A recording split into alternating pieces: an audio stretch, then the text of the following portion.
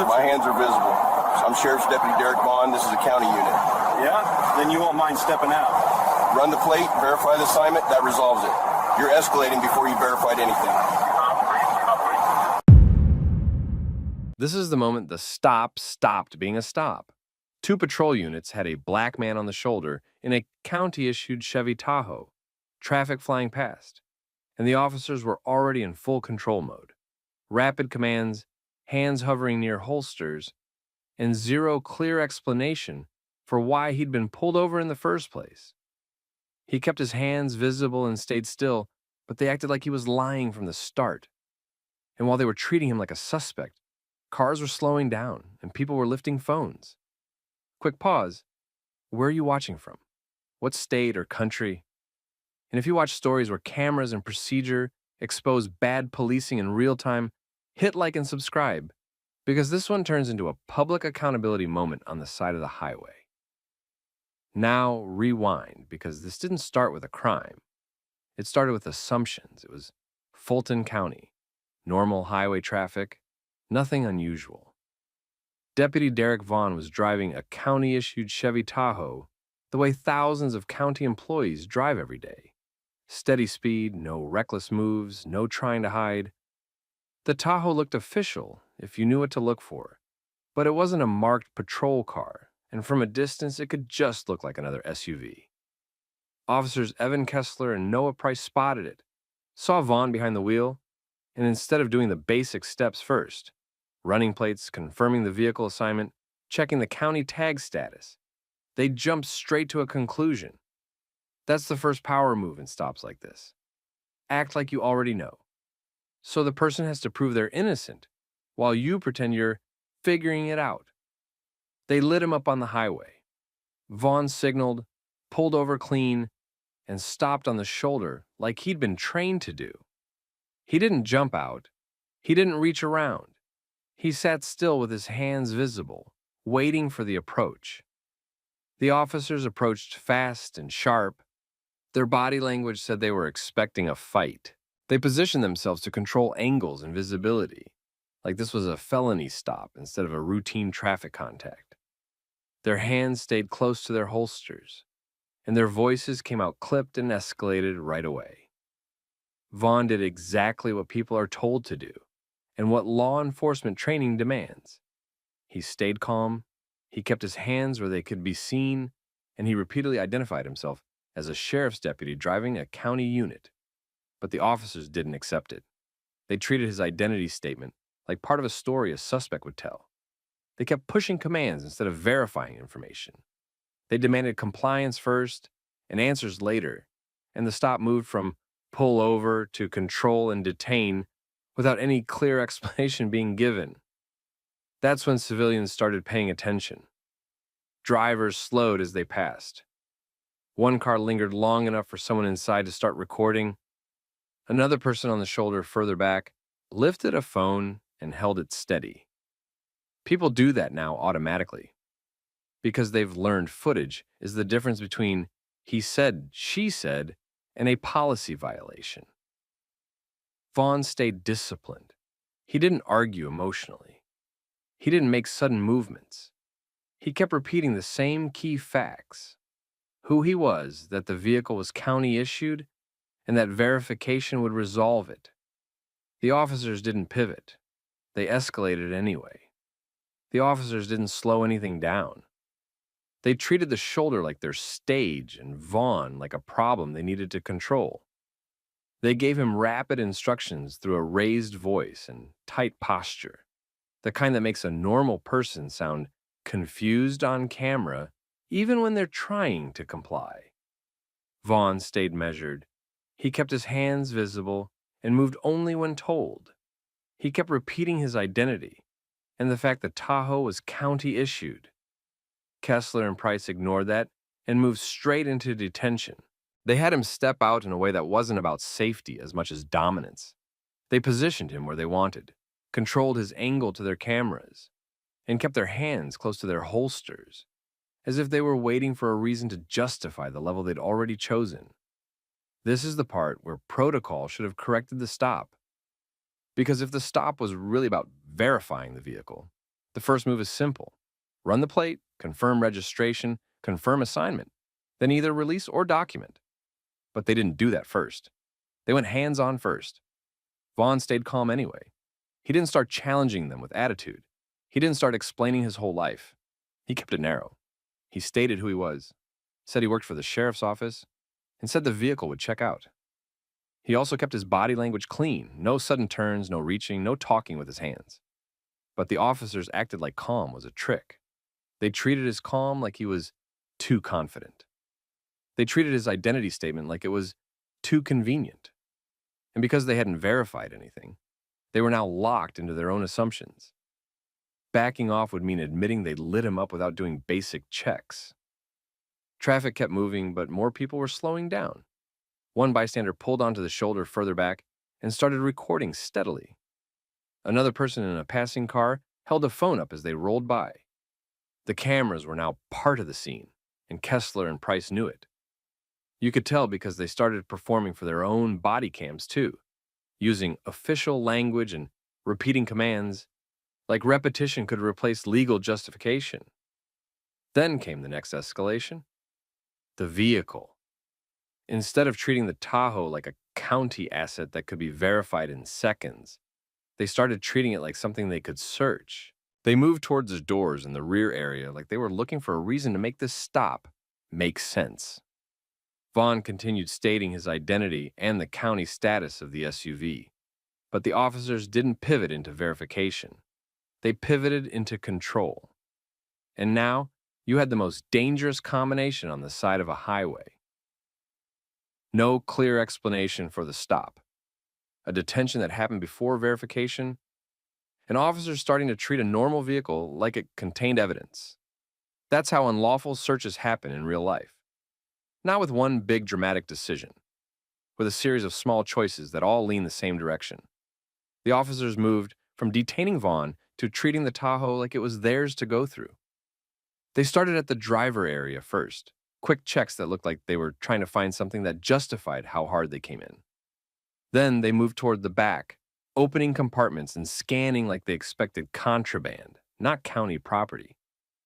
Vaughn stayed controlled on the shoulder the whole time. He kept his hands visible, didn't jerk around, didn't try to help, and didn't give them any movement they could twist into a threat. He kept stating the same facts. He was Sheriff's Deputy Derek Vaughn. The Tahoe was county-issued, and verification would clear it. Kessler and Price still didn't pivot into verification. They kept acting like the search would produce the answer they wanted, and the bystanders caught it. At least 2 civilians were recording clearly now. Phones held steady, capturing the officers moving through the SUV while Vaughn remained detained.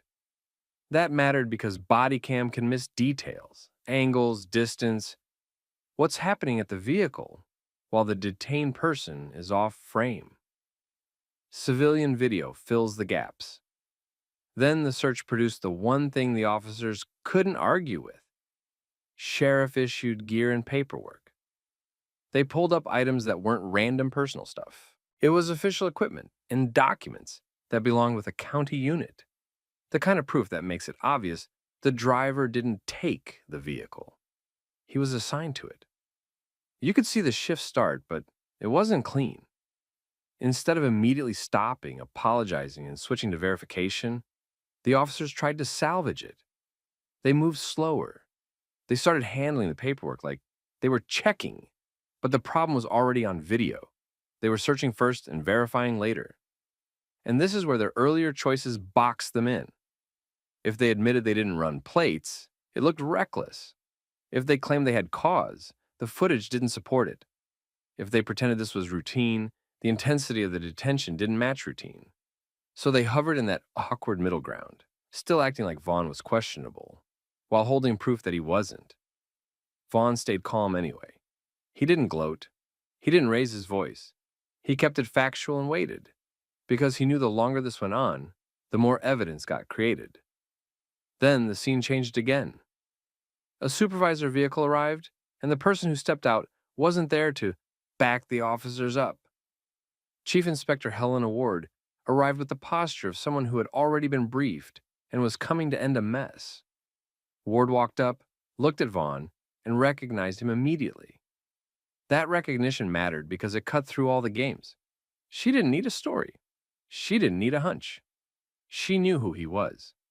And right there on the shoulder, with body cams running and civilians recording, Ward confronted the real issue.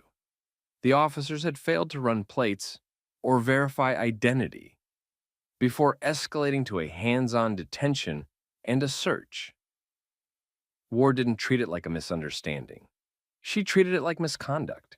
She separated the officers from Vaughn, controlled the scene, and made a call that shifted the whole balance. She called internal affairs to respond to the stop itself, in real time, while evidence was fresh and cameras were rolling. Then she did something that almost never happens in front of civilians. She detained both officers on the scene pending an immediate inquiry. Not arrested like criminals, but restricted, separated, and treated as subjects of an active misconduct review. That's what it looks like when a supervisor knows the department is about to get embarrassed and chooses accountability over damage control. Internal affairs didn't roll up like this was routine. They arrived like they already understood the risk. 2 officers had escalated a stop on a highway, searched a county SUV, and the whole thing was on multiple cameras. Chief Inspector Helena Ward kept control of the scene from the moment IA showed up. She didn't let Kessler and Price regroup and sync their story.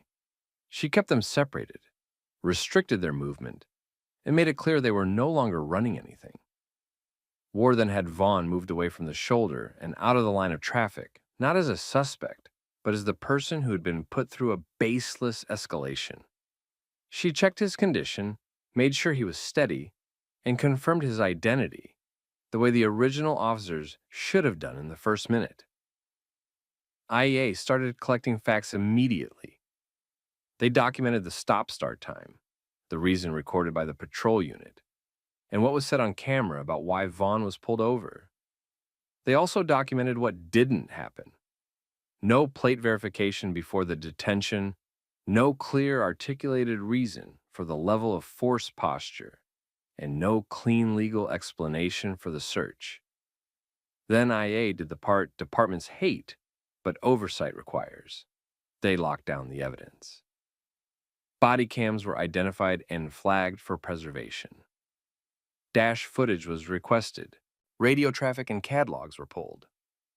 Ward requested the bystander videos on scene, because civilian footage often shows what body cams don't, where hands went when doors opened, what was searched, and how long it lasted. The bystanders were still there. Some had stayed on purpose. They knew what they'd seen, and they knew what usually happens when nobody records. A few drivers had already uploaded short clips. Others were texting them to friends. By the time IA finished the initial on-scene steps, the situation wasn't just a stop anymore. It was a public incident with a growing digital footprint. Kessler and Price tried to reframe it as caution. Their body language showed they wanted to get back into officer explains, public accepts mode. But the facts weren't cooperating. Because if the concern was the Tahoe, the easiest solution was running the plate and confirming the assignment. That didn't happen first. What happened first was assumption, then pressure, then detention, then a search. Ward made sure that point was clearly captured in the reporting. She also made sure a supervisor-level directive was issued on the spot. Both officers were removed from patrol pending investigation, not later, not after a meeting. Right then, IA opened a formal misconduct case before the scene even fully cleared. That mattered because it prevented the usual delay tactics. It set deadlines. It triggered mandatory reporting steps. It also meant the officers' statements would be taken under an investigative framework, not as casual explanations. By the end of the night, the department leadership already knew what was coming next. The video was spreading, and it had an obvious storyline. A black deputy in a county vehicle got treated like a suspect, detained aggressively, and searched until official gear proved he was telling the truth. Over the next couple of days, the department started taking heat from every direction. Community members were asking why the stop escalated at all. Local officials wanted to know how two officers skipped basic verification. Civil rights complaints were being discussed publicly because an unlawful detention and search on camera is not something a department can explain away with training issues. And inside the department, the bigger problem became clear. This wasn't just embarrassing, it was liability. A stop like that creates exposure for policy violations and potential civil rights consequences, especially when it looks like the escalation was driven by assumptions instead of facts. Internal Affairs didn't treat it like a minor complaint. They treated it like a stop that created legal exposure on camera. They pulled the full timeline: when the lights came on, what reason was logged, what was said on Bodycam, and what steps were skipped. Then they compared it to policy, especially the parts about detentions, searches, and verification procedures. The biggest issue was simple and hard to defend. Kessler and Price escalated before they verified anything. They didn't properly run plates before going hands-on. They didn't take Vaughn's identity claim and do the basic confirmation steps. They detained him like he was a threat without articulating a clear reason that matched what the cameras showed. They searched the Tahoe and only discovered the truth after they were already inside the vehicle. That sequence matters because departments can argue intent all day, but footage shows process, and their process was backwards. IA interviewed Vaughn first, then took separate statements from Kessler and Price so they couldn't align stories. They also requested any prior stops tied to those officers that looked similar: fast escalation, vague reasoning, and searches that didn't match the original stop purpose. When the initial findings hit command staff, consequences landed quickly. Both officers were suspended pending final disposition, removed from patrol duties, and restricted from proactive stops. The department also flagged the incident for a civil rights review because a detention and search without clear, lawful justification is exactly the kind of case that turns into a federal complaint if the facts support it. And the public part didn't help them either. Civilian recordings filled in gaps and made it harder to claim camera angle issues. The bystander videos showed the search activity clearly and showed Vaughn staying controlled the entire time. That erased the common excuse that the stop escalated because the driver was acting unpredictable. Chief Inspector Ward's on-scene actions became part of the outcome, too. Her decision to call IA to the scene, preserve evidence immediately, and restrict the officers before they could reset the narrative made it clear the department couldn't pretend it was nothing. It also signaled to the public that someone in authority was willing to call it what it was: a stop driven by assumptions, not verification. The department tried to quiet it down at first, but the footage didn't let them. By the end of that week, the videos were everywhere locally. People weren't arguing over opinions. They were pointing at the same sequence. Two officers skipped verification, escalated fast, detained a black deputy driving a county vehicle, searched the SUV, and only then found out he was telling the truth. Command staff held a formal review and locked in the final findings.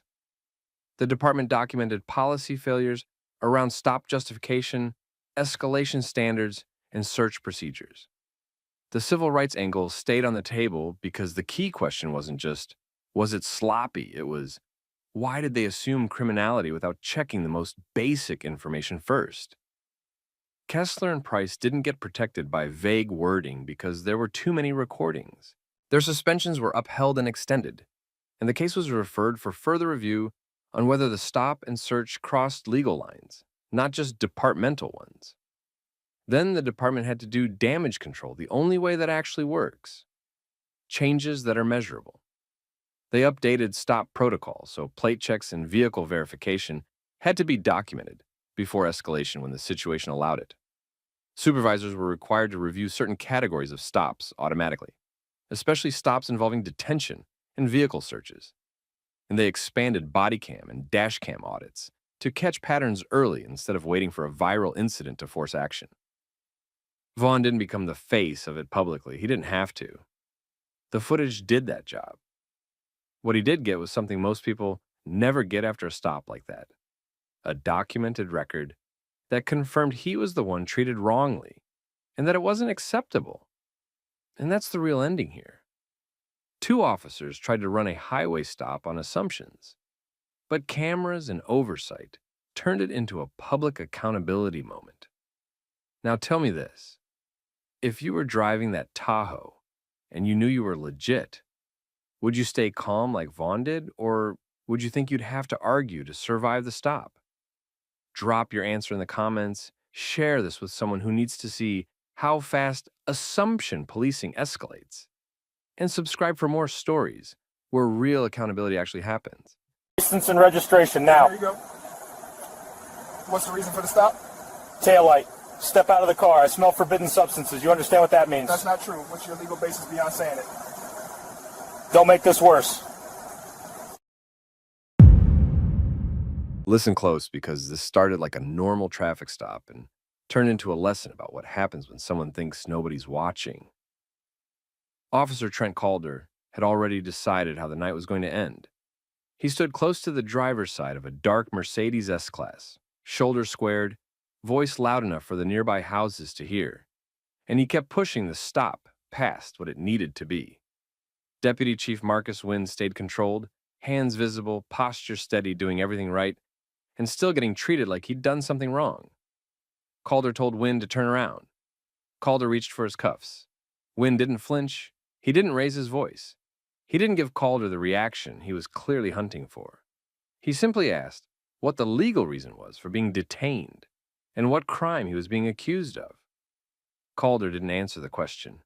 He shifted to pressure. He said Wynn was being difficult. He suggested Wynn was refusing commands.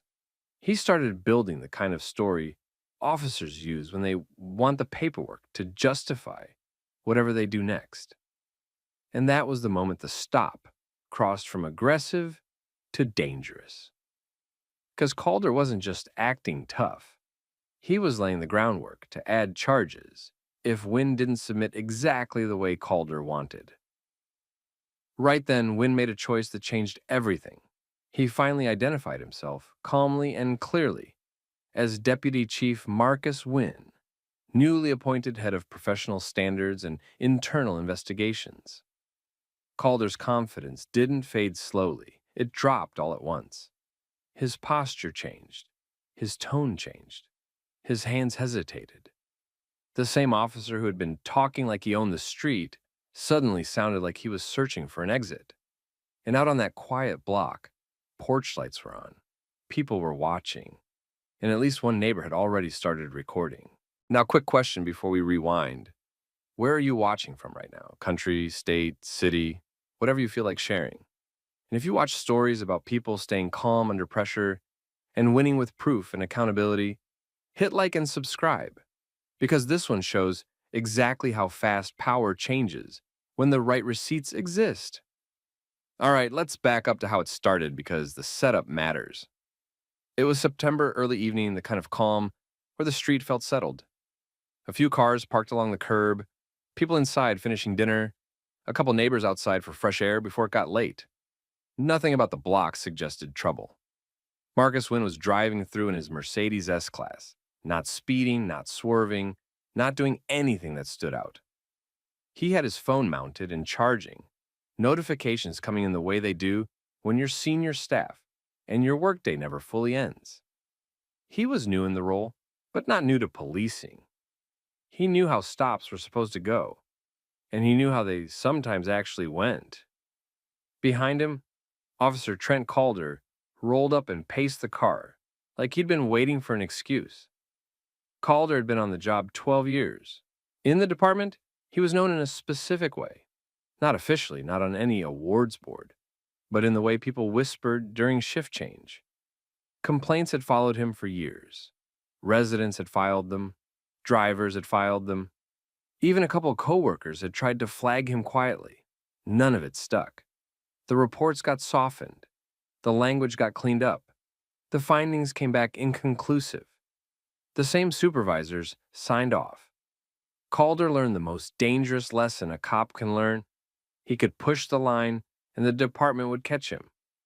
That night, he lit Wynn up and initiated the stop. When Wynn pulled over smoothly, Calder came in with the reason already prepared. He claimed a broken taillight. It wasn't broken. Wynn knew it wasn't broken. He'd checked his vehicle earlier that week. The car was well maintained. But he didn't argue, not at first. He kept his voice even, moved carefully, and followed the usual routine because he wanted the encounter documented by behavior, not by emotion. Calder demanded documents. Wynn complied. He handed over his license and registration without delay. Calder didn't take that as cooperation. He treated it like step one. He stared at the paperwork too long, like he was waiting for a mismatch. He shined the flashlight through the windows like he expected to find something worth escalating. He asked questions that had nothing to do with the taillight. He wanted the stop to feel messy, because messy stops give room to invent reasons. Then Calder ordered Wynn out of the car. Wynn complied again. He stepped out slowly, hands visible, and stood where Calder directed him. The neighbors were close enough that Wynn could feel eyes on the scene, that natural tension when a calm street suddenly becomes a stage. Calder didn't stop at compliance.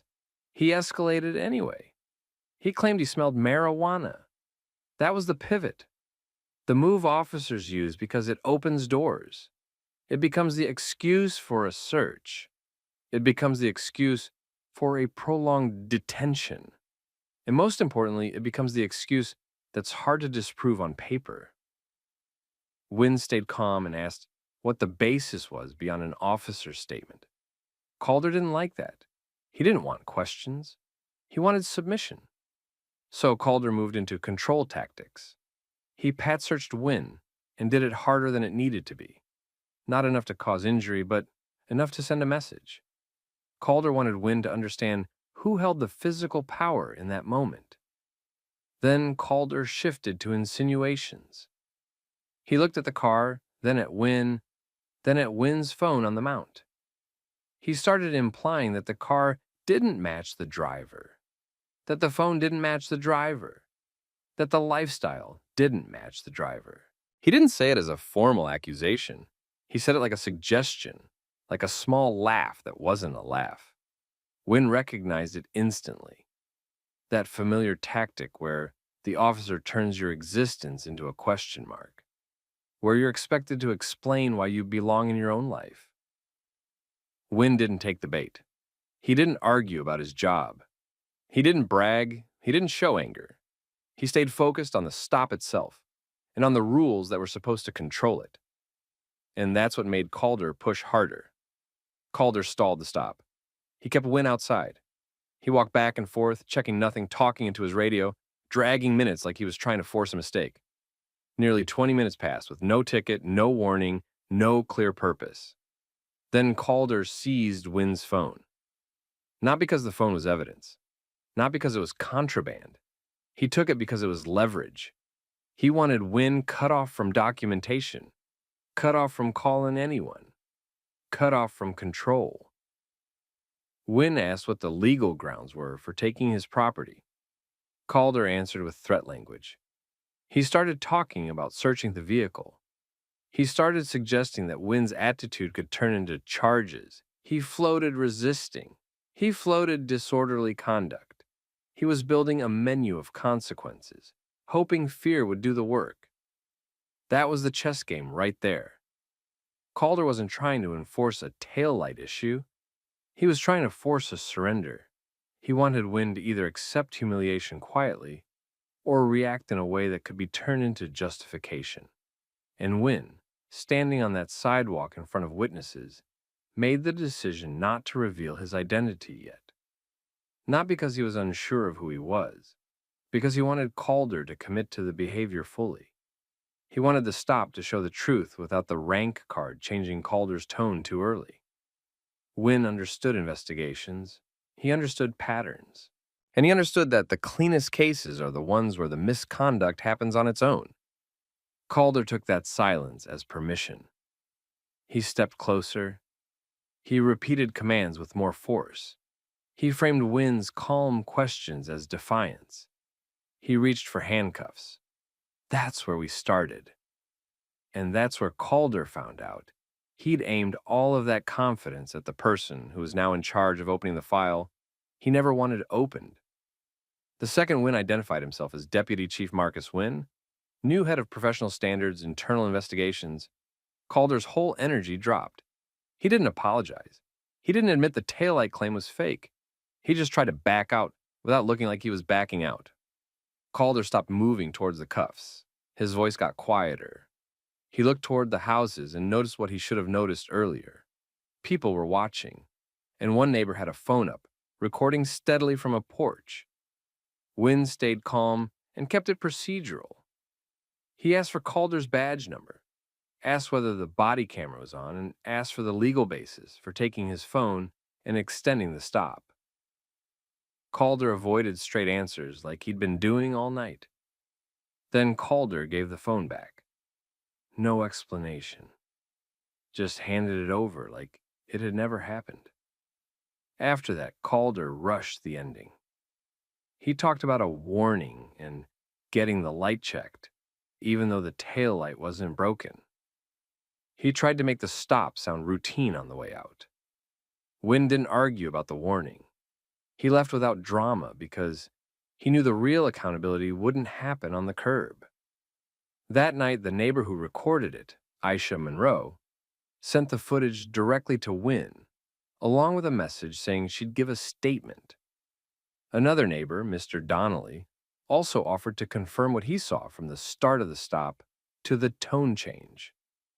The next morning, Wynn went straight into professional standards and pulled Calder's file. It wasn't one complaint. It was years of them. Stops that escalated for no reason. People saying they felt targeted. Reports that always ended the same way. Not sustained, insufficient evidence. Officer acted within discretion. And the same names kept showing up in the supervision chain signing off. Wynn attached Aisha's footage, requested Calder's body cam and dispatch audio be preserved, and sent an escalation memo that didn't frame this as a misunderstanding. It framed it as a pattern. That memo reached Commissioner Elaine Harper fast, and Harper didn't wait for this to become a viral scandal. Calder was placed on administrative suspension pending investigation, then disarmed, which signaled the department understood this wasn't minor. By the end of the week, it wasn't just an investigation into one traffic stop. It was a misconduct pattern review. And that meant the spotlight wasn't only on Calder anymore. It was on everyone who kept clearing him. Once the case got labeled a misconduct pattern review, the department's normal, quiet handling rules stopped working. Wynn didn't just request Calder's body cam. He requested everything tied to that stop: dispatch audio, CAD timestamps, AVL location pings, stop duration logs, and the unit activity history that shows what Calder did before and after. That matters because it locks the timeline. It makes it harder to reinterpret what happened later. Then Wynn pulled Calder's last year of stops and looked for the same sequence: minor reason, prolonged detention, odor claim, search pressure, and a charge threat when the person asked for legal grounds. The file started lining up in a way that didn't look accidental. At the same time, Commissioner Harper ordered immediate preservation of records, not a casual request, a formal preservation directive. That included supervisor reviews and any prior internal notes tied to Calder's complaints. And that's when supervisors started moving differently. Sergeant Leland Bryce, Calder's direct supervisor, showed up in the story right away. Not because he was on scene, but because his signature was on the decisions that kept Calder clean on paper. Bryce's pattern was simple. Complaints got minimized, language got softened, and the conclusion always ended in a way that protected the officer. Wynn noticed the same phrases repeating across multiple cases, like someone had a template for making problems disappear. Wynn scheduled interviews, not just with Calder, with everyone in the chain. First came the witnesses.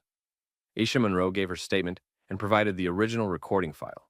No edits, no gaps, clear audio, clear timing, clear view. That eliminated the easy defense that the video doesn't show everything.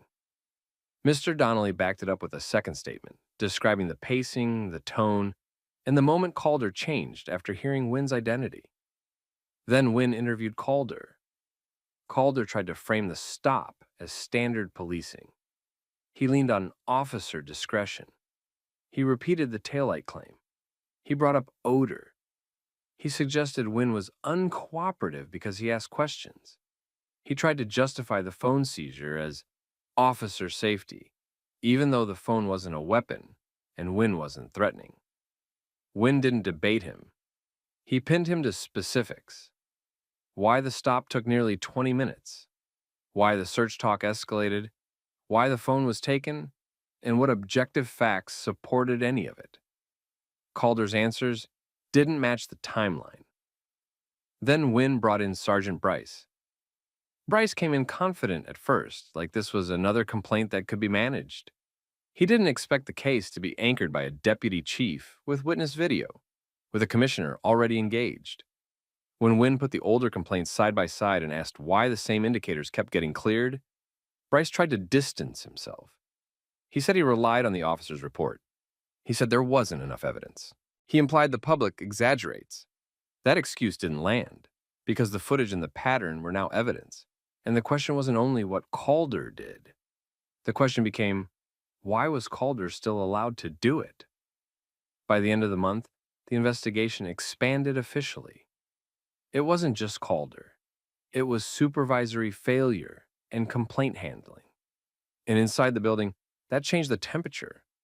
People who had ignored Calder's behavior for years suddenly had to explain why nothing ever went anywhere. Once the case got labeled a misconduct pattern review, the department's normal quiet handling rules stopped working. Wynn didn't just request Calder's body cam. He requested everything tied to that stop. Dispatch audio, CAD timestamps, AVL location pings, stop duration logs, and the unit activity history that shows what Calder did before and after. That matters because it locks the timeline. It makes it harder to reinterpret what happened later. Then Wynn pulled Calder's last year of stops and looked for the same sequence.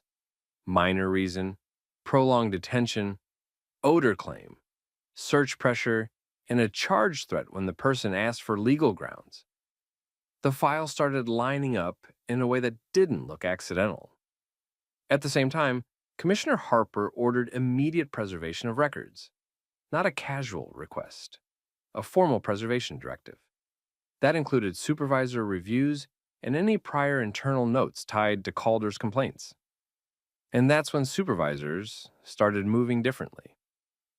Sergeant Leland Bryce, Calder's direct supervisor, showed up in the story right away. Not because he was on scene, but because his signature was on the decisions that kept Calder clean on paper. Bryce's pattern was simple. Complaints got minimized, language got softened, and the conclusion always ended in a way that protected the officer. Wynn noticed the same phrases repeating across multiple cases like someone had a template for making problems disappear. Wynn scheduled interviews, not just with Calder, with everyone in the chain. First came the witnesses. Aisha Monroe gave her statement and provided the original recording file. No edits, no gaps, clear audio, clear timing, clear view. That eliminated the easy defense that the video doesn't show everything. Mr. Donnelly backed it up with a second statement, describing the pacing, the tone, and the moment Calder changed after hearing Wynn's identity. Then Wynn interviewed Calder. Calder tried to frame the stop as standard policing. He leaned on officer discretion. He repeated the taillight claim. He brought up odor. He suggested Wynn was uncooperative because he asked questions. He tried to justify the phone seizure as officer safety, even though the phone wasn't a weapon and Wynn wasn't threatening. Wynn didn't debate him. He pinned him to specifics. Why the stop took nearly 20 minutes, why the search talk escalated, why the phone was taken, and what objective facts supported any of it. Calder's answers didn't match the timeline. Then Wynn brought in Sergeant Bryce. Bryce came in confident at first, like this was another complaint that could be managed. He didn't expect the case to be anchored by a deputy chief with witness video, with a commissioner already engaged. When Wynn put the older complaints side by side and asked why the same indicators kept getting cleared, Bryce tried to distance himself. He said he relied on the officer's report. He said there wasn't enough evidence. He implied the public exaggerates. That excuse didn't land because the footage and the pattern were now evidence. And the question wasn't only what Calder did. The question became, why was Calder still allowed to do it? By the end of the month, the investigation expanded officially. It wasn't just Calder. It was supervisory failure and complaint handling. And inside the building, that changed the temperature. People who had ignored Calder's behavior for years suddenly had to explain why nothing ever went anywhere. Wynn pushed the case past one bad stop. Internal findings said Calder's stop had no valid basis from the start. The marijuana smell claim wasn't supported. The phone seizure was out of policy. And the threat to add resisting disorderly was documented as coercion to force compliance. Calder stayed suspended and disarmed, and the department moved to termination-level discipline, with a decertification referral where applicable. Wynn's review also showed why Calder lasted so long. Complaints were repeatedly softened and closed out by the same supervision chain. Sergeant Bryce and others got pulled into formal findings for complaint handling and failure to intervene. Commissioner Harper ordered immediate changes. Long stops and odor claims trigger automatic supervisor review. Phone property seizures require documented legal basis and review. And early warning flags can't be downgraded quietly without auditable justification. A month later, the department couldn't pretend it was just a traffic stop. Calder's case became the example used in roll calls and training because it showed the full pattern: false reason, escalation, leverage, then charged threats when the person asked for legal grounds. The final decision landed hard. Calder was removed from the street permanently through the department's disciplinary process, and the department forwarded the case for outside certification review where that system applied. The bigger fallout hit the people who protected him. Supervisors who had cleared Calder for years were forced to explain their decisions with real documentation, not vague conclusions. Some were reassigned, some disciplined, and the complaint process was rebuilt so repeat patterns triggered review automatically. Wynn didn't celebrate. He treated it like proof of something simple. If accountability only works when the person targeted has rank, then accountability doesn't really exist. And that's the lesson here. Power changes fast when there's footage, witnesses, and someone willing to follow the paper trail all the way up. Now I want to know what you would have done in Wynn's position. Stay quiet, reveal who you are immediately, or let it play out so the truth is clear. Drop your take in the comments. Share this with someone who needs it. And subscribe for more real, grounded stories where dignity and receipts win. How does a stranger pay for a whole birthday table like that? I saw a parent struggling. I didn't want the kid embarrassed. Let me see your ID. All right. I'm going to say this once. I'm a federal agent. Now tell me the legal reason you're demanding my ID. He had barely stepped away from the register when the uniformed officer moved in close, body cam facing him, voice calm but sharp. The officer pointed back toward the counter and kept talking like this was routine. He asked how a stranger could pay for a whole birthday table. He asked what kind of job covered something like that. Then his tone shifted into implication, like the money wasn't just generous, it was suspicious. The man didn't raise his voice. He didn't step back either. He kept his hands visible, shoulders relaxed, and answered like someone who understood exactly what this was. The officer wasn't satisfied. He kept pressing. He asked again what he did for work. He asked where the money came from. He kept circling the same idea without saying it straight, that the payment didn't make sense coming from him. Then the officer asked for ID. No clear reason, no complaint from the restaurant, no report of a crime. Just a demand in the middle of a quiet restaurant with families watching from their tables and staff pretending not to listen. And right there in front of a child's birthday party he just helped save, this turned into a power move. Quick pause. Tell me where you're watching from. What state or country are you in right now? And if you watch stories about people staying calm under pressure and still forcing accountability, hit like and subscribe, because this one ends with a body cam doing the exact job it was supposed to do. Now, rewind for a second because this didn't start as some big scene. It started as a normal night and one small decision. The restaurant was one of those family places that did kids' parties all the time. Bright menu boards, a few booths, a bigger section in the back where groups could take over tables. That night, there was a birthday party getting set up. Balloons, kids running around, parents trying to keep it organized. At the register, one of the parents, Tanya Brooks, was struggling. It wasn't dramatic like a movie. It was the quiet kind of struggle. Checking her phone, looking at the receipt, going back and forth with the cashier, trying to make it work without everybody noticing. The manager, Maribel Santos, was doing that professional smile people do when they're trying to help, but also trying to keep the line moving. The staff had a rhythm going, but you could see the tension building. A big group bill holds everything up. Everyone feels it. That's when Darius Cole noticed. Darius wasn't part of the party. He wasn't there to impress anyone. He was there to pick up food and get out. He had the look of someone who moved through places without needing attention. Clean clothes, nothing flashy, calm face, scanning the room the way trained people do without being obvious. He heard just enough to understand what was happening.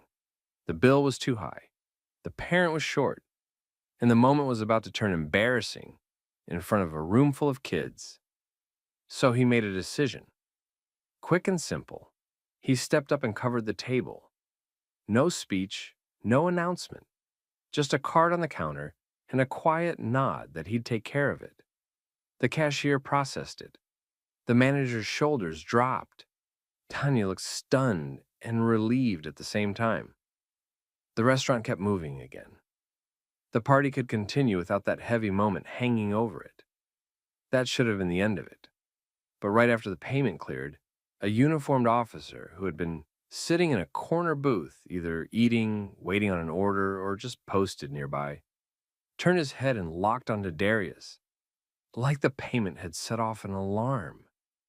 This is where the power chess started. The officer didn't walk up like someone coming to say thanks. He walked up like someone coming to check a story. He positioned himself close enough that Darius couldn't ignore him, but not so close it looked aggressive on camera. He angled his body so the body cam would catch Darius's face clearly, and then he began the questioning. And he framed it like curiosity at first. The kind of friendly questions that aren't really friendly. The kind that force you to defend normal behavior. Darius answered calmly. He explained what happened. He said he saw the parents struggling and didn't want the kid's birthday ruined over money. The officer didn't accept that explanation like a normal person would. He treated it like a cover story. He asked what Darius did for work. Darius gave a general answer. Nothing specific, nothing dramatic, just enough to be polite. The officer pushed harder. He repeated the work question like the first answer didn't count. Then he moved to money. He emphasized the amount. He acted like paying for a group table was automatically suspicious. This is the part people who haven't lived it don't understand.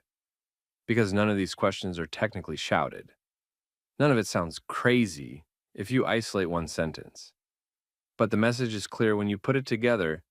The officer had decided Darius didn't match his idea of someone who pays for a big table, so now Darius had to prove he belonged in his own life. And the restaurant felt it. The manager slowed down behind the counter. A couple at a nearby table stopped talking mid-sentence.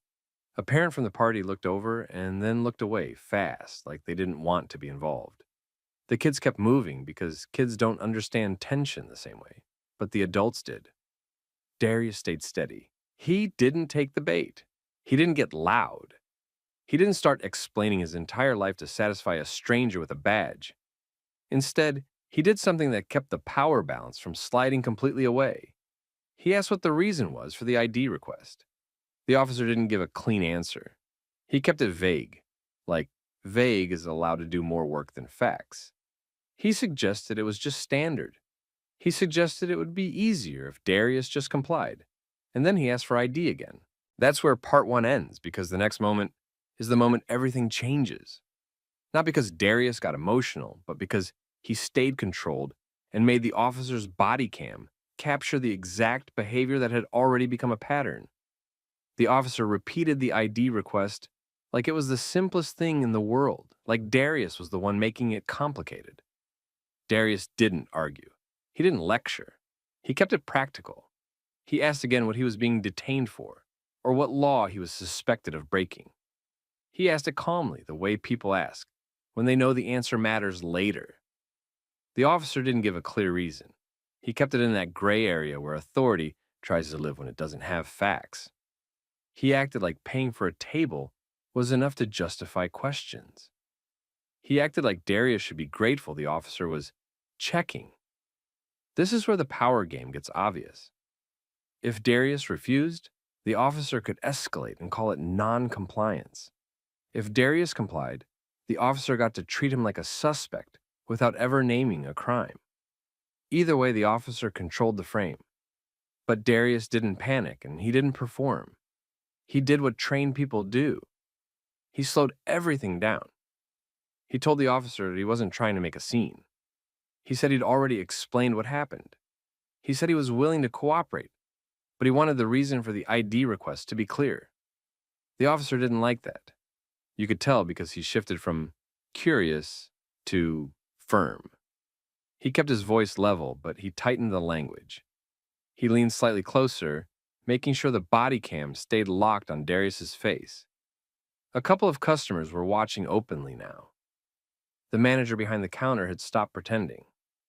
Tanya, the parent Darius had helped, stood near the part in the area with a look that mixed gratitude and dread, like she knew she was watching her good moment get turned into something ugly. Darius made a choice. He reached slowly, gave the officer what he asked for, and did it in a way that removed any excuse for escalation. No sudden movements, no attitude, just a controlled handoff. The officer looked at the ID like he expected to find one story and instead found another. The shift was immediate. His posture changed first. The "I'm in charge" stance softened. His eyes moved faster, like he was rereading the same line to make sure it said what it said. The energy that had been pushing Darius suddenly pulled back. Then his tone changed. It wasn't just polite. It was careful. Because the ID didn't belong to a random guy who made a generous purchase. It belonged to someone the officer now had to treat as a professional peer, an off-duty federal agent. And what happened next is the part that tells you everything. The officer didn't apologize. He didn't acknowledge how aggressive the questioning had been. He didn't address the implication that the money might be illegal. He didn't say anything to the parent whose party had been dragged into it. He didn't reset the room. He just pivoted.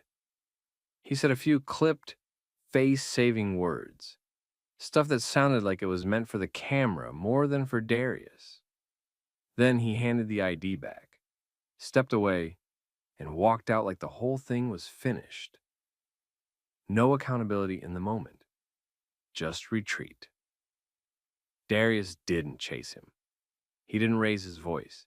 He didn't try to embarrass him in front of the room. He stayed consistent because Darius understood something a lot of people learn too late. The moment isn't where you win. The paperwork is where you win. The review is where you win. The footage is where you win.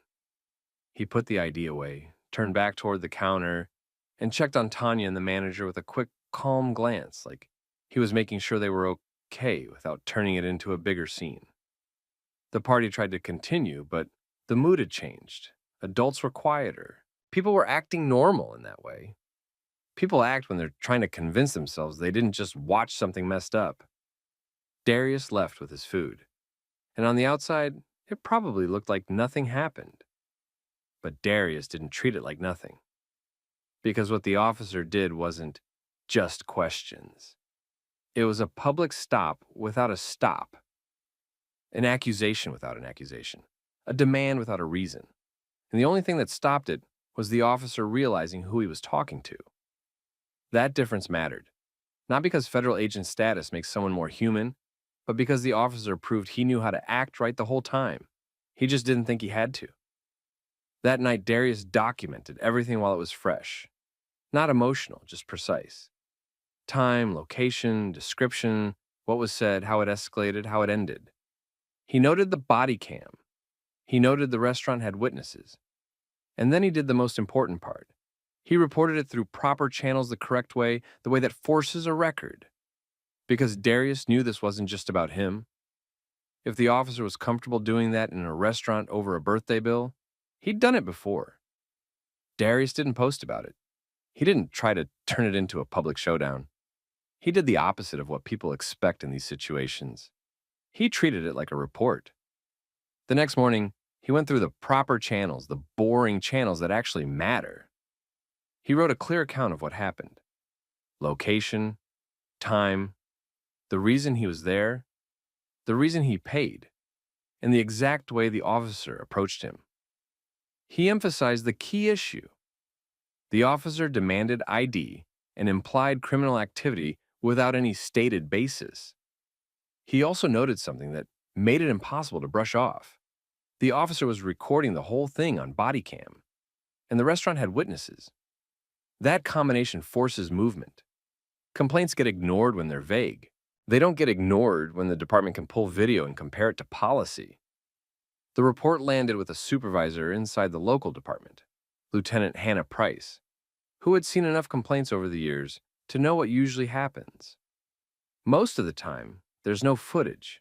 The officer writes a short statement, and it becomes a misunderstanding. This time, there was a camera. Price requested the body cam from that shift, not just the clip, the full segment surrounding it. That matters because short clips can be framed as context missing.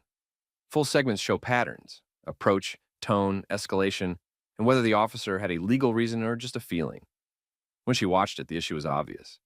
The officer didn't respond to a call. He wasn't dispatched. There was no complaint about Darius. The trigger was the payment itself, and the officer's suspicion came from the payment not matching who he thought Darius was. The questioning wasn't a quick check. It was a layered interrogation disguised as conversation. Work, money, legality, then ID. And when the federal credentials appeared, the officer's tone changed instantly. That's the part supervisors can't ignore, because it proves the officer understood the boundary the whole time. He just chose not to respect it until he thought he needed to. Price did what good supervisors do when they know one clip might be part of something bigger. She expanded the review. She requested additional body cam footage from the same officer, random segments, routine stops, casual interactions. Not because she wanted to get him, but because one incident can be argued away. A pattern can't. And that's where things got worse. The department's internal review team found more moments that felt familiar.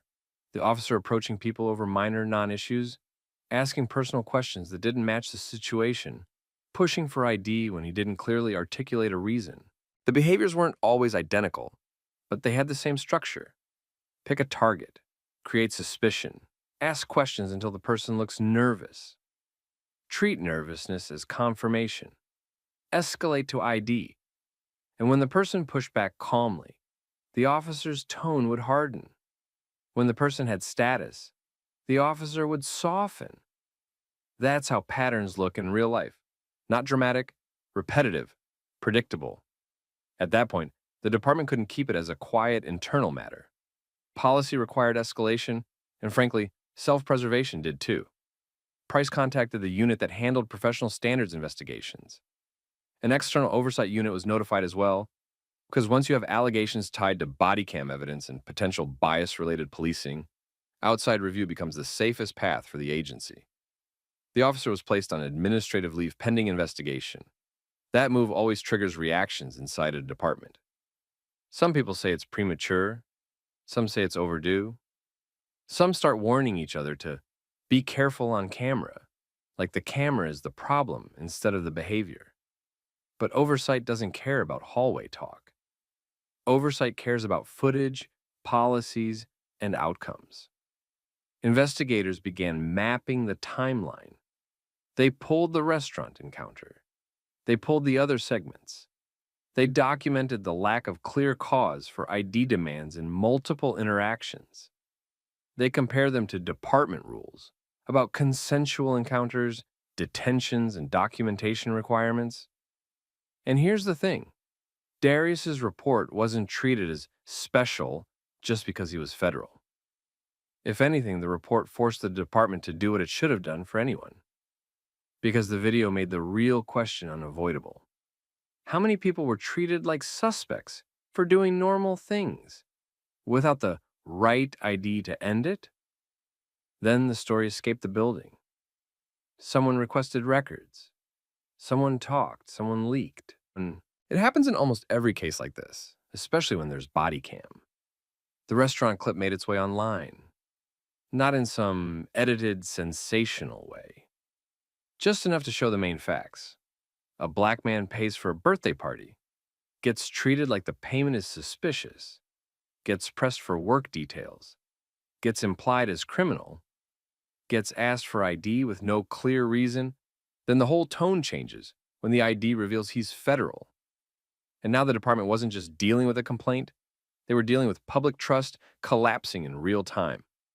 Once the restaurant Bodycam clip hit social media, the department lost control of the narrative fast.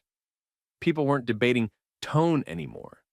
They were watching a uniformed officer turn a kind gesture into suspicion, press for work and money details, then demand ID with no stated reason, until the ID showed federal credentials and the whole attitude changed. Within days, the department made it official. The officer stayed on administrative leave while the investigation expanded, and an external oversight unit was brought in to review the footage and the department's handling. The restaurant staff and a few customers were contacted for statements, but the video was already doing most of the talking. Then the internal review locked in what Darius's report hinted at. Supervisors didn't just treat it as one bad interaction. They pulled more body cam from the same officer. That's where the pattern came out. Repeated consensual contacts that weren't really consensual. Repeated phishing questions. Repeated ID requests without clear cause. And a consistent difference in how he acted once someone had status or connections. The findings were straightforward. The officer violated policy on professional conduct, improper use of authority, and failing to articulate lawful reasons for escalating an encounter. And the body cam made it worse for him, not better, because it showed the exact progression and the exact pivot once he realized who Darius was. After the oversight review and the command staff meetings, the department terminated him. The public reason was policy violations and loss of public trust. But the real reason was simple. The video showed a behavior pattern, not a one-time mistake, and it became indefensible once the public could watch it for themselves. Darius didn't do interviews first. He did paperwork first. He filed a formal complaint through the correct federal and local channels. Then his attorney sent a notice to preserve evidence, specifically naming the full body cam file, dispatch logs, and any prior complaints tied to that officer. That locked the department into a timeline and stopped the usual missing context excuse before it could start. Once the officer was terminated, the civil case moved fast. The claim was simple. Darius was treated like a suspect for doing something normal, questioned about how he could afford it, implied to be involved with illegal money, and pressured for ID without a clear, lawful reason. The body cam captured the whole thing, including the instant tone change when his credentials were revealed. The city settled for $500,000. No long trial, no drawn-out public fight, just a number that confirmed the department understood the risk of letting a jury watch that footage. But the settlement didn't stop at money. As part of the resolution, the department added mandatory training focused on biased suspicion and improper ID demands, tightened review protocols, so supervisors had to document lawful reasons for escalations, and started routine body cam audits aimed at spotting pattern behavior early instead of waiting for a viral clip. And that was the final twist. The officer's own camera, the one he wore like protection, became the evidence that ended his career and forced the department to change how it policed everyday people. So, here's the question for you. If you were in that restaurant, Would you have complied immediately, or would you have calmly asked what you were being stopped for? Drop your thoughts in the comments. Share this with someone who needs to hear it, and subscribe if you want more real stories where staying calm, knowing your rights, and letting the record speak leads to accountability. Open the door, federal agents. We're here on an urgent matter. Last warning. We don't have time for... Bro, there's a camera right there. It's staring at us. Keep it together. Don't look at it. Don't.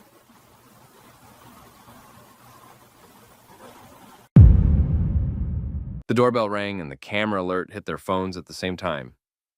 Two men were on the porch in federal-looking gear, standing in a way that felt practiced, like they'd done this before. The lead one kept talking without pausing, like he was trying to fill the space so nobody had time to think. He kept claiming he had a warrant and kept pushing for the door to be opened immediately. Inside, Monica Reed didn't walk up to the door. Caleb Reed noticed the van first, parked for speed, not for official work. Avery Reed noticed the posture, too close, too pushy, too eager to get inside. They didn't argue, they didn't panic. They stayed behind the locked door, used the camera speaker, and asked for the kind of verification real teams expect. That's when the lead man started contradicting himself. He couldn't keep the agency straight. He couldn't keep the reasons straight. He just kept repeating legal-sounding phrases like he'd memorized them. And then his partner opened a duffel and pulled out a battering ram, like it was the next step in the plan. Before we continue, drop where you're watching from, your state or your country. And if you're into stories where people don't get bullied and the camera catches everything, like and subscribe. Now, rewind a few minutes, because this didn't start with yelling. It started with an assumption the imposters were counting on, that a uniform and a hard voice would make someone open a door. It was 7:32 p.m. The Reed house was quiet and normal. Monica was finishing up notes from the day, the kind of paperwork nobody sees on TV. Caleb had just come back from checking the mailbox and the perimeter out of habit, not paranoia. Avery was home for dinner, still in that halfway space between family and work mode, where your brain never fully shuts off. When the chime rang, all three glanced at the same thing without speaking. The live feed, two men. Federal-style tactical look, clean enough to fool most people, but the longer the camera held them in frame, the more the details started failing. Monica clocked the first set of errors fast. The patches looked like a copy of a copy. The placement wasn't quite right. The vest setup looked heavy but not functional, like it was arranged to be seen rather than used. The badge area looked wrong. Not just the shine, but the way it sat and the way the man kept angling his torso so the camera couldn't get a clean look. Caleb watched their hands and feet. They stood too close to the door, close enough that if someone opened it even a few inches, they could force the gap. Their stance wasn't the controlled spacing you saw with real teams. It was crowding. It was pressure. Avery watched the van and the street. No marked units, no visible coordination, no one on the sidewalk, no one holding a perimeter. If this was real service of anything serious, there would be structure. There would be more than two guys in costumes standing on a porch, acting like time was running out. So the Reeds did what professionals did at home the same way they did on duty. They didn't explain. They didn't debate. They controlled the variables they could control. The door stayed locked. Monica kept her voice steady through the camera speaker and asked for verification. Agency identification, a supervisor contact, and a way to view the warrant in a readable form. The lead man responded by insisting he had the authority, claiming the paperwork existed and pushing for immediate entry. He tried to keep the conversation one-directional.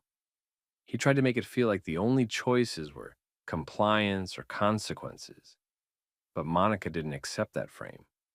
She asked for basic details that any real operation could provide without compromising safety, which court issued it, what the case number was, and what the reason for urgency was. That's when the story started changing. The man shifted from saying the warrant was ready to saying He didn't have to present it at the door.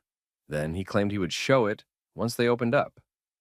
Then he pivoted to a new justification entirely, saying they were there because of illegal firearms.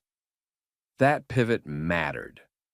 Not because illegal firearms couldn't be real, but because he presented it like a magic phrase meant to end the conversation. He didn't offer specific facts. He didn't offer a name tied to the warrant. He just tossed the accusation at the door like it was supposed to scare someone into compliance.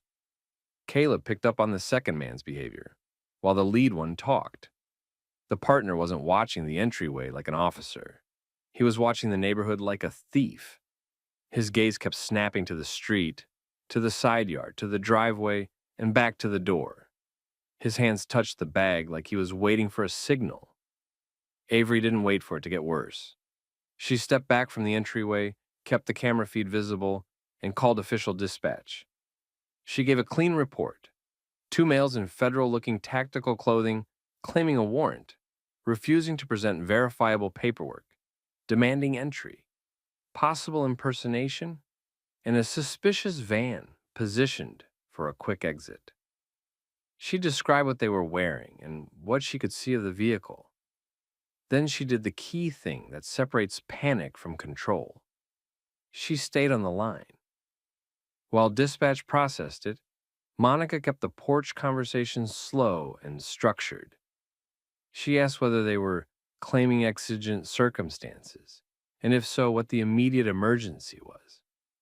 The lead man tried to use the phrase like it ended the discussion.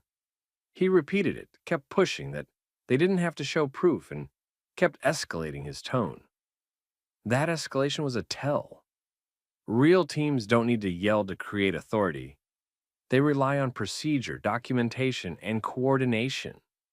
Yelling is what people do when they want you to stop thinking. Monica stayed calm and told them the door would not open without verification. She instructed them to step back from the threshold and wait while she confirmed their identity through proper channels. The lead man didn't like that. He tried a different pressure tactic. He suggested refusal would turn into bigger problems. He implied they could force the issue. He aimed for fear and confusion, the kind that makes people act just to end the moment. Inside the house, the Reeds made quick, quiet adjustments.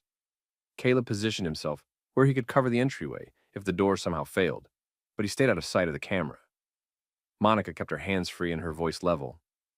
Avery updated dispatch with every change in behavior on the porch. Then the partner opened the duffel. The camera caught it clearly. Not a tool belt adjustment, not paperwork.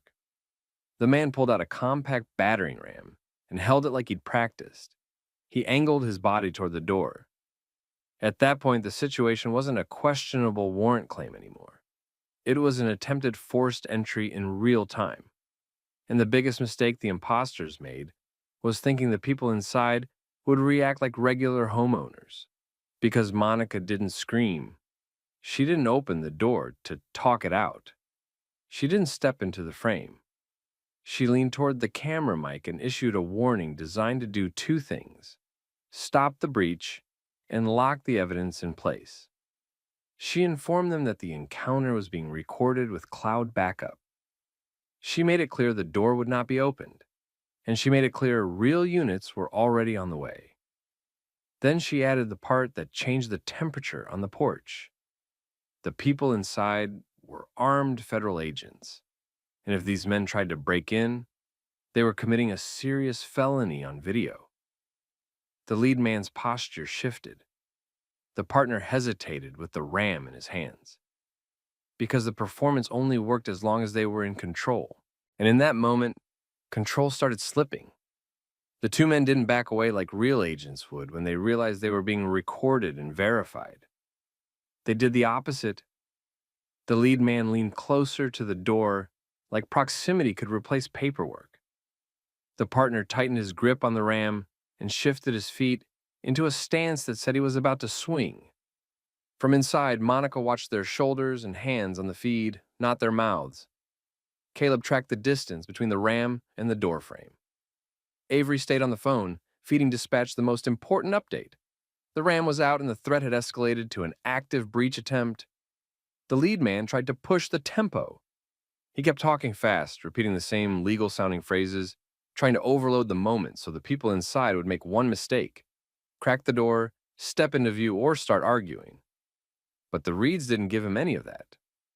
Monica stayed behind the locked barrier and kept her voice level through the speaker.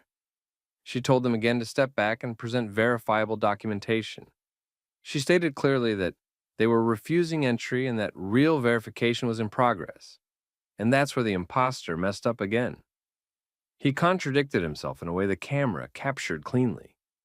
He referenced a warrant like it was already signed, then described the situation like it was a fresh emergency, and then tried to combine both to justify immediate entry without showing anything.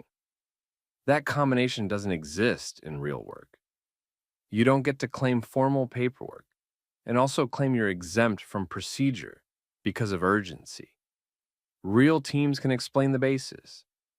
Scammers just keep stacking words until someone gives up. Avery didn't interrupt. She didn't waste time arguing with the porch. She gave dispatch a vehicle description again because she knew how these crews moved. Make a threat, force a door, get inside fast, then disappear before anyone can arrive. Caleb moved one step deeper into the house, not retreating, repositioning. He checked the angle of the hallway and stayed out of sight. If that door came open, he wanted the advantage without being seen first. Monica kept the conversation on the record. The doorbell system wasn't just a camera. It was an upgraded setup with multiple angles and cloud backup. Every second of this, every contradiction, every threat was being preserved outside the house. The partner with the ram lifted it slightly like a test. Not a strike yet, but enough to show intention. That's when Monica changed her approach. She stopped treating it like a questionable interaction and started treating it like an imminent felony. Her tone stayed calm, but the message got sharper. She warned them that the people inside were federal agents, that the entire encounter was being recorded and uploaded, and that the breach attempt would be documented as impersonation and attempted home invasion. She wasn't trying to sound tough. She was taking away their best weapon, uncertainty. The lead man paused. The partner looked at him. The ram stayed up, but the confidence dropped, because now their risk was obvious. If they breached, they weren't serving a warrant. They were forcing entry into a home with armed, trained occupants, on a recorded feed, with official units already on the way. That's not a gamble criminals like to take, unless they're desperate. For about 2 seconds, it looked like the lead man might try to salvage it with more talking. Then Avery quietly said one word to her parents. Dispatch. That was the signal.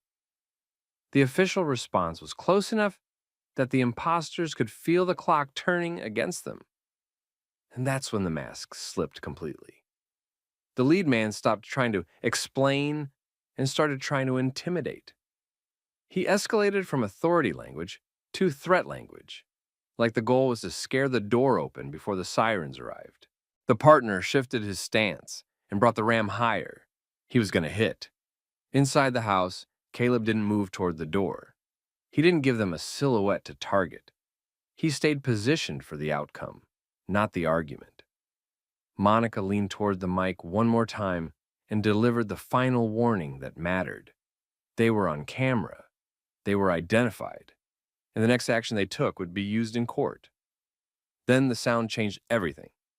Not a siren yet, not shouting. Just the distant rise of approaching vehicles and the subtle noise of multiple engines slowing down nearby. The lead man heard it first. His head turned toward the street. His eyes shifted off the door. The partner froze mid-motion, ram still raised, because now he was calculating exit routes. The porch camera caught the exact moment both men made the same decision. They weren't going to hit the door. They were going to run. The partner shoved the ram back into the duffel. The lead man stepped back for the first time since arriving. They moved fast, not like officers finishing a call, but like people trying to escape consequences. They cut off the porch, half jogging toward the van, heads turning in quick checks. The lead man fumbled with the keys. The partner yanked the sliding door open and threw the bag inside. And right then, the first marked unit rolled into view at the end of the street. Avery, still on the phone, gave dispatch the live update. The suspects were fleeing to the van, trying to leave now. The van's engine turned over, but the timing was already bad for them. The first responding car came in from one direction. Another unit came from the opposite side, like they'd been guided straight into the best angles. A third vehicle pulled in behind before the van could reverse cleanly. In less than a minute, the van went from getaway to box. The lead man tried to angle the front end out. He couldn't. The partner tried to slide the door shut and sink into the seat like he could disappear.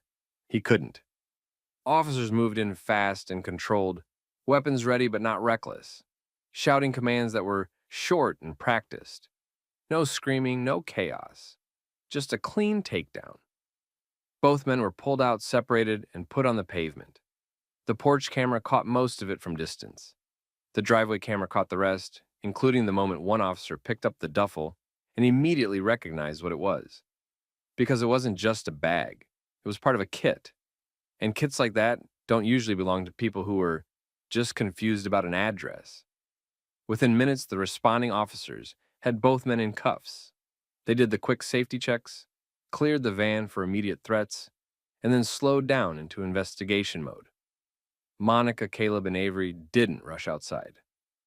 They waited until an officer approached their door and identified himself properly through the camera and through dispatch. Only then did Monica open the door, controlled, careful, and with the same rule the whole night had been built on. Verify first. And when the first officer stepped into view and confirmed what they already knew, the tone shifted from danger to reality. This hadn't been a misunderstanding. It had been a planned forced entry that failed because the wrong door stayed closed. Once officers boxed the van in and cuffed both men, the scene stopped being two fake agents at a door and became an evidence case. Monica stayed at the threshold and gave the supervisor a clean summary. They claimed a warrant, refused to show it in a readable way, contradicted themselves, escalated to illegal firearms and exigent circumstances, then pulled out a battering ram and tried to force the issue. She also made one thing clear immediately. Everything was recorded with cloud backup from multiple angles. That changed how the response moved. No guessing, no competing stories. The footage locked the timeline and the intent. The van search made it worse for the suspects. Officers found fake credentials, forged-looking paperwork, extra tactical gear, and tools that didn't match any legitimate operation. The biggest red flag was the surveillance material. Notes and printed targets that suggested other houses nearby had been watched and evaluated. That's when it expanded from a local arrest to a wider investigation. Investigators ran the van through cameras, plate readers, and records, then tied it to more planning locations. The suspects' phones and the notes pointed to something even bigger. They weren't freelancing. They had been coached. A name showed up in the notes like a source, not a victim, paired with bullet points on what to say at the door, how to pressure homeowners, and when to escalate. One suspect tried to posture through questioning, but the other started cooperating once he realized the video and the target list removed his exits.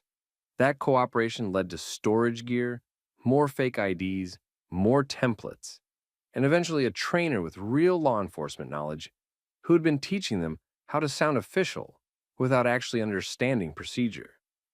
Federal charges hit hard after that. Impersonation, conspiracy, attempted forced entry, and the planning behind it. The camera footage became the centerpiece because it captured the full sequence: the fake authority, the contradictions, the ram, and the attempted breach. In court, misunderstanding didn't survive 10 seconds of that video. The outcome was simple: long sentences, a wider crew identified, and the footage later used for training and community awareness. How to verify identity, demand warrant proof properly, keep the door closed, and call official channels. And here's the question. If someone in official gear showed up at your door demanding entry, would you know how to slow it down and verify it before you opened anything? drop where you're watching from and what you would do. And if you want more story times like this, where proof beats pressure and accountability follows, hit like and subscribe.